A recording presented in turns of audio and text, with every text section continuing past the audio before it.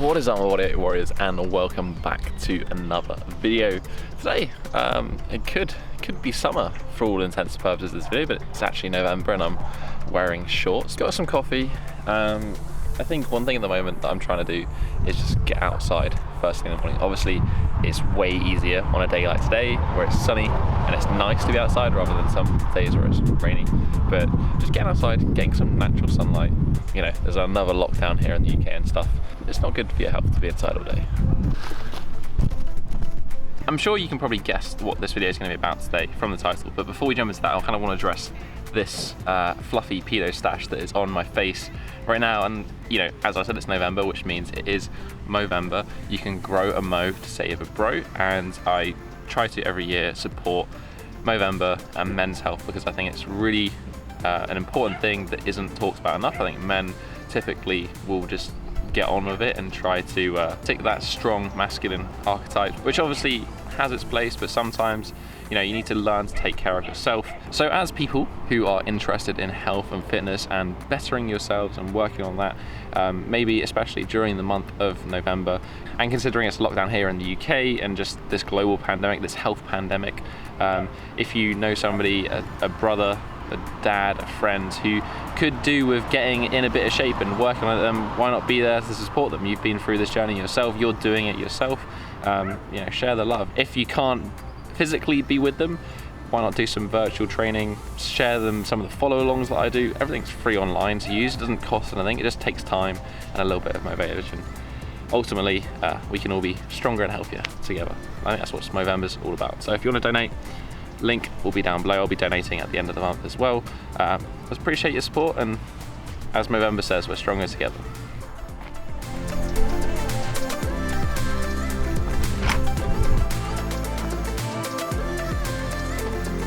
Round two. Whoa. Oh good. Yeah, this is also a thing. Greatest combination in the world. So let's talk about injuries. That's kind of the point of today's video, because unfortunately I am injured, but this one isn't necessarily me being stupid, it's just kind of one of those freak accidents. So first of all, let me tell you what exactly happened. I've been training a bit for a move called the meat hook, which is a single arm hang. Kind of wrap yourself around the body like a piece of meat hanging from a hook. This is kind of a classic circus thing, and it's something that we go through in workshops. It's just kind of fun, and I do it towards the end of handstand sessions just as a little bit of opposite straight arm pulling work and a little bit of core work. I was doing some reps of these on my left arm, which is my weaker arm, and as I was lowering down from this position, I felt my shoulder kind of basically pulling out of the socket, and I actually heard the ligaments themselves, like I heard this stretching sound in the joint. Needless to say, I let go of the ring, fell to the floor, and I was like, ow, that kind of hurt. Didn't hurt too much at the time, finished my session, didn't do anything particularly intense afterwards, to be honest with you, just kind of some basic stuff. There was no pain at the time. I woke up the next day and just had some pain, but just in weird ranges of motion. That was last week, so I basically rested for the entire week, and I started doing some training a couple of days ago, and I can still do handstands, which is fabulous, doesn't hurt. I'm not doing any left one arm handstand work just because I think it's too much too soon, but I'm still loading some weight onto it and doing the right hand. I can still do some basic strength training stuff. All of the at-home program version 2 have been filmed whilst I've had this injured shoulder, so I can still do a lot of stuff. It just hurts in really strange ranges of motion, particularly like scapular pull-ups, straight arm active hang, which is the position in which I strained it, so that probably makes sense. It wasn't necessarily stupid, it's just part of my normal training. It just sometimes bad things happen, which to be honest is going to be the case when you're pushing yourself and your body towards, you know, the limits of what you can handle. People who say that you're not going to get injured when you're training are kind of lying. It just happens to the best of us. And understanding that, you know, on a journey, it's not just that linear line going up and forward. It's going to be much more of those ups and downs. I wanted to kind of talk about this because I know a lot of people in the same industry field as me. I know some people who have had injuries who haven't necessarily talked about them, and it's kind of just like continued as if they're doing fine. I don't think that's realistic. As I said, it happens. And when you do get injured, the key is to know how to deal with it. And having had many injuries myself in the past, as I've documented pretty extensively on this channel, if you go to any of the rebuild series or the golfer's elbow stuff, like I've got a lot of information on injuries. Let's kind of follow that up. Let's talk about what I'm personally gonna be doing to get back from this shoulder injury. And then hopefully through that, I should be able to give you some advice if you are also suffering from an injury. We're gonna keep things a little bit more general, but because that hopefully will help you out. Right, so point number one is see a specialist. Go and pay and see a professional to help with your injury. I know this one, I feel like I shouldn't have to say this one, but I do.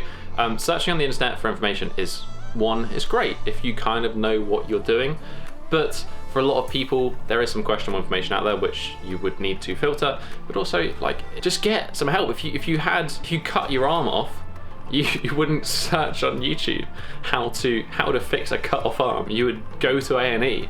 You would see a professional. So the same thing applies with injuries. Just because you physically can't see an issue and your arm's not hanging off doesn't mean that it doesn't require specialist attention. I have not gone to see somebody in particular because it is my job.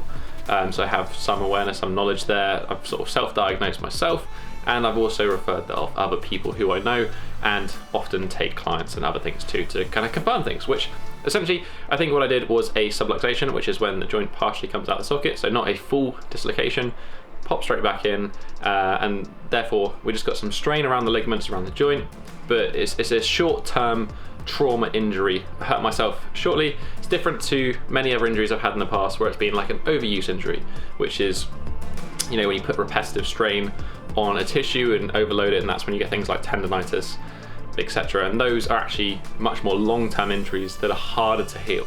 So bear that in mind. Trauma versus tendonitis, long-term overuse stuff. So in the same way as we hear like trauma, more acute injuries, and then we've got the tendonitis, the long-term stuff, there also needs to be a kind of a two-pronged approach when it comes to treating an injury. You've got the short-term stuff you do immediately, and you have the long-term stuff. Short-term stuff, people often go to ice, cold as a way of reducing inflammation. Actually, inflammation is useful stimulus, so we do want that. That being said, ice is kind of useful for the first 24, 48 hours of injury, but really after that point, heat is your best friend, especially with tendons, connective tissue, that sort of stuff. They haven't got their own blood supply. Heat helps draw in blood to that area, help bring healing to that area. Heat is what we want, and cold can be useful as well. I personally didn't do any of that, to be honest with you. I have cold showers anyway. I go sea swimming. I've done cold exposure in those sense, which to be honest, that's fine for the shoulder injury. I have also been using red light therapy. I might sit in front of this, usually without clothing, obviously. This is near infrared red light therapy, which has been shown to improve collagen production, and there is some evidence that it helps with injuries, but I use this anyway as like a therapeutic thing. That's a whole nother video, but it's one option for you. I'll be honest with you, in general, when it comes to injuries, I don't find that any of the topical stuff like rubbing creams or the ice and the hot or the massage actually tends to do any good long-term for recovery from injury, and I would say the evidence also supports that in terms of literature. What does help is strength training. Can't go wrong with getting strong, as my man Adam Meekins would say. So that is generally my approach. I don't like to rest too long from an injury. Obviously, I would take a short break from training simply because that will allow a lot of that inflammation, that repeated strain on the tissue to calm down. That will let you diagnose it properly and figure out what actually is wrong, because you haven't just got the pain and the stuff from training. Then from there you can go about figuring out a plan to fix it. This is where a specialist, somebody who knows what they're doing, is coming in. But essentially, most people will start off with isometrics.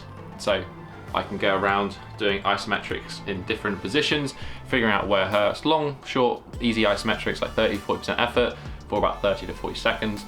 That's the first phase, can be done every day pretty much. It helps with the initial loading, but then really from there, you need to go back into strength training. You need to go back into basic patterns. So literally think of like your push-ups, your rows, your pull-ups, your overhead press, all of those sort of things, but you will need to modify to a point that you can do safely and comfortably without really seeing any increase in pain. So having a tiny bit of pain during a session is fine when you're doing rehab. You don't want that pain to persist after the movement. So if you notice that you've done a session and it's aching afterwards, it's likely that you're aggravating that injury. If you've got pain during the movement and that pain dissipates and goes away, that isn't so much of an issue. But this is kind of the fine balancing act of rehab. But essentially, really this is quite an individual topic. It's hard to be general about it, and I'm trying to give general recommendations, but ultimately it really does matter about what you've done and what exactly the issue is to then create a way of getting around it. But essentially, strength training is the best way. So I will be going back into training. I'm not going to stop strength training. I'm just going to modify my sessions so that I'm focusing on basics, getting strong again, making sure I'm strengthening around the shoulder joint, and making sure that it doesn't hurt anymore after the session, and progressively it is feeling better. And actually, to be honest with you, a week later, my shoulder feels pretty okay. I don't think this is going to be a long-term injury. I think I'll probably spend the next 4 weeks taking a step back from normal training and see how it feels, basically. I think I'll be able to jump back into mostly what I was doing. I just need to be careful. That being said, this is a lot of talking on my behalf. I'd actually love to hear a little bit from you. Have you had an injury? Are you injured? You know, tell me a little bit about your story. Tell everyone in the comments a little bit about your story, about your injury, what you did to get better from it. Did you get better from it? How long it took? Let's be realistic about this. I think it's a really good way to share some realistic stuff. It's just to hear how other people got on and how they got better. Before you know it, you'll be back to good. As I said, I've had countless injuries over the years: torn supraspinatus, ulnar nerve compression, bicep tendonitis in both arms, strains hamstrings, like the list goes on. Ultimately, up until about a week ago, I was the strongest, the most flexible, the most skilled I've ever been in training. Despite all those other injuries, ultimately we do get better. It does improve. I can't lie, it is frustrating. It is annoying taking a step back, especially with one arm hand. Sometimes I feel like I'm taking 6 months back, but you know, you just keep showing up. Some days are good days, some days are bad days, some months are good, some months are bad, and it's just one of them. But that's basically been it for this week, guys. The little update for you. Hopefully it helps you out if you are injured yourself. If you did enjoy this video, hit that thumbs up button, support the channel, I'd highly appreciate it. While you're down there, you can also hit that subscribe button and join the Bodyweight Warrior Tribe. Don't miss out any more future videos. But that's basically it this week, guys. Catch you in the next episode. Have a strong week.